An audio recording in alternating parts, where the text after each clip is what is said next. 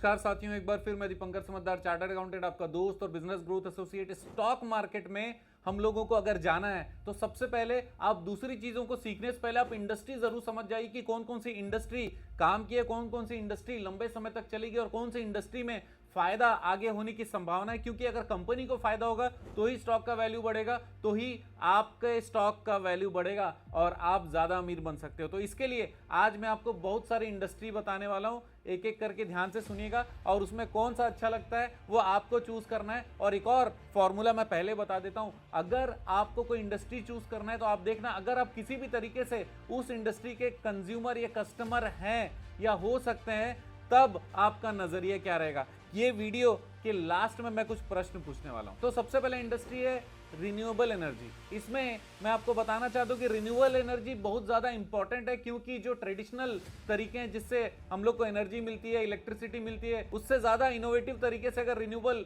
Energy का production हो रहा है और वो ब्रांडेड भी कंपनी है तो मजा आ जाएगा। यस और no? For example Adani green, दूसरा रिलायंस इंडस्ट्रीज, ये सारी कंपनीज किससे कनेक्टेड है? टाटा पावर, ये सारी कंपनीज कनेक्टेड है ग्रीन एनर्जी से। और इसका मतलब ये रिन्यूएबल एनर्जी में पैसा लगाना आसान है और ये जरूरत की चीज है। यस और नो? आप डिसाइड करिए। दूसरा, इलेक्ट्रिकल व्हीकल्स। इलेक्ट्रिकल व्हीकल्स में भी आप देखेंगे कि अभी हर गली में, हर मोहल्ले में, मतलब मार्केट के मोहल्ले में आप जाएंगे तो कोई ना कोई इलेक्ट्रिकल व्हीकल का कंपनी जरूर होगा और बहुत सारे स्टार्टअप्स इसके ऊपर में काम भी कर रहे हैं। लेकिन मैं आपको बता दूं, कुछ ही ब्रांड ऐसे हैं जिस पे आपकी नजर पड़ती होगी, जैसे महिंद्रा हो गया, हीरो मोटोकॉर्प हो गया, ओला की भी बाइक्स होती हैं, टाटा मोटर्स के तो बड़ी गाड़ियां, छोटी गाड़ियां दोनों के पीछे टाटा मोटर्स के लिए, टाटा मोटर्स तो मोटर्स में सबसे आगे चल रही है अभी। तो ये सारी कंपनी जिसको हर कोई as a consumer, as a customer आपको रोड में दिखेगी, इसका मतलब ये है कि उसके ऊपर ट्रस्ट ज्यादा बना हुआ है, तो वहां पर भी पैसे लगा सकते हैं। तीसरा इंपॉर्टेंट एरिया टेक्नोलॉजी और आईटी सर्विसेज, बहुत इंपॉर्टेंट है। यस और नो?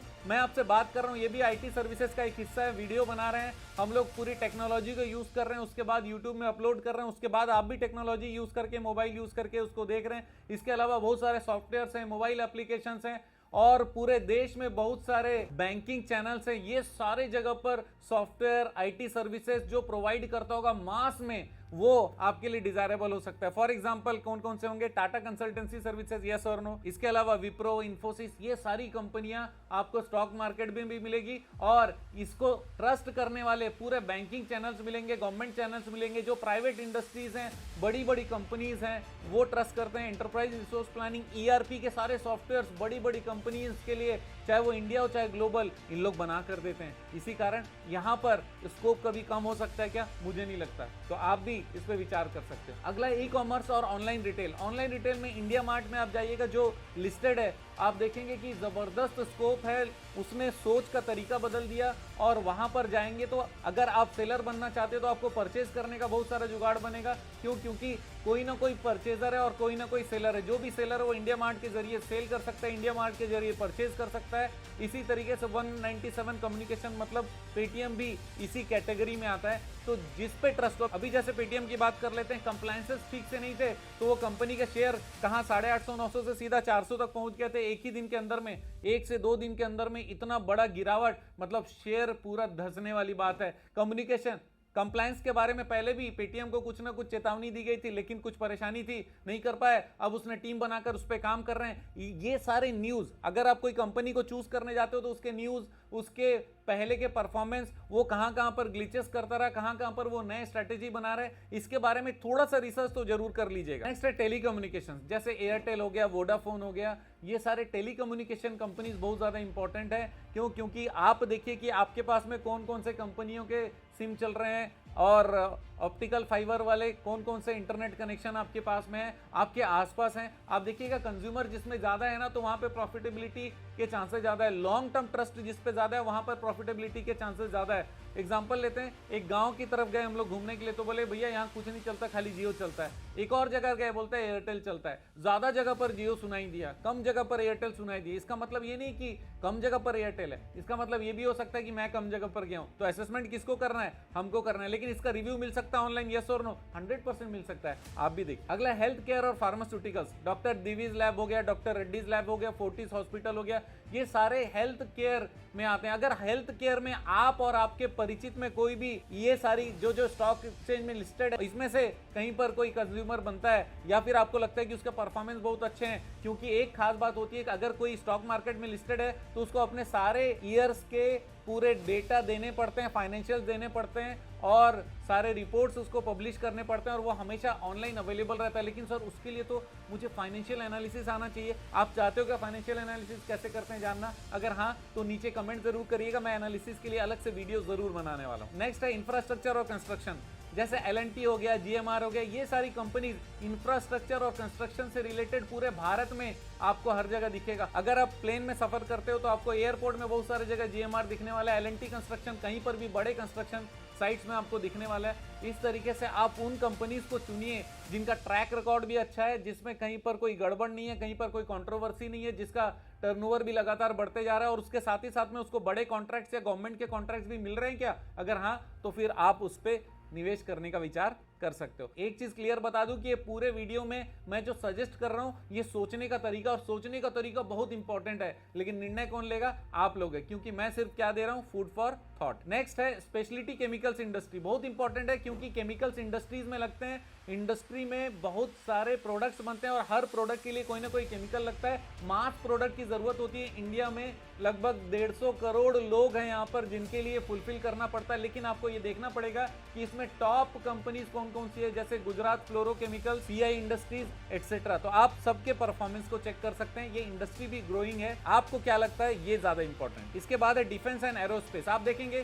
कि अभी लोग ना ट्रेन से ज्यादा प्लेन की तरफ मूव कर रहे हैं, बोल रहे हैं यार प्लेन की इकोनॉमी क्लास में चले जाएंगे तो जल्दी पहुंच जाएंगे, एक दिन का टाइम वेस्ट नहीं होगा। लोगों के अंदर में जागृति यह है कि खाली नहीं रहना है, जल्दी से जल्दी पहुंचना है, समय बचाना है। ये समय बचाने के कारण एरोप्लेन की सफर बहुत इंपॉर्टेंट हो गया। कोई भी सामान पहुंचाना तो बोलता है आज के आज 2 घंटे 3 घंटे में कैसे पहुंच सकता है, उसके लिए एरोस्पेस बहुत इंपॉर्टेंट हो गया। इतना ही नहीं, डिफेंस में बहुत ज्यादा जरूरी रहता है। डिफेंस की कॉस्टिंग बहुत ज्यादा रहती है, डिफेंस के कॉन्ट्रैक्ट बहुत ज्यादा रहते हैं, डिफेंस की कॉस्टिंग बहुत ज्यादा रहती है और बहुत सारी कंपनीज है जिसको बहुत बड़े बड़े कॉन्ट्रैक्ट हमारे इंडियन गवर्नमेंट से मिले हुए हैं। और ऐसी कंपनीज में Paras defence, Bharat dynamics, Hindustan aerospace और हिंदुस्तान एरोनॉटिक्स जैसे कंपनीज। तो आपको यहां पर भी निर्णय लेना है और आगे के कॉन्ट्रैक्ट्स क्या क्या है फिर से देखना है कि कहीं पे इनका ट्रैक रिकॉर्ड गड़बड़ तो नहीं है, कंप्लायंस का कोई गड़बड़ तो नहीं है, क्योंकि ये गवर्नमेंट वाला है, थोड़ा सेंसिटिव होता है। हो सकता है आज बहुत सारा ऑर्डर मिला, हो सकता है कल ना मिले।